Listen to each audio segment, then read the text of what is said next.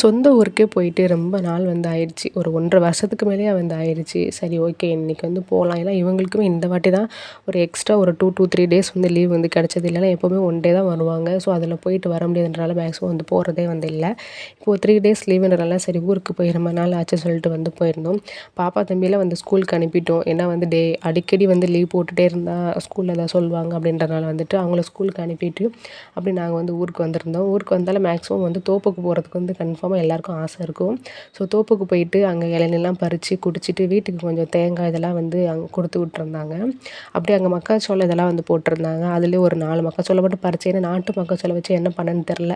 அதனால் ஒரு 4 மட்டும் போதும்னு சொல்லிட்டு அதை கொஞ்சம் பறிச்சுட்டு இளநீர் தேங்காய்லாம் வந்து வீட்டுக்கு வந்து எடுத்துகிட்டு வந்துட்டோம். போனால் வந்து எல்லாம் கிடைக்கும். பட் ஆனால் போடுறதுக்கு வந்து நமக்கு டைம் கிடைக்காதுன்றனால அதிகமாக வந்து போகிறதே வந்து இல்லை. ஒரு 1 ஹவர் 2 மணி நேரம் அந்த தோப்பில் இருந்ததே வந்து பார்த்திங்கன்னா ரொம்ப சூப்பராக வந்து இருந்துச்சு.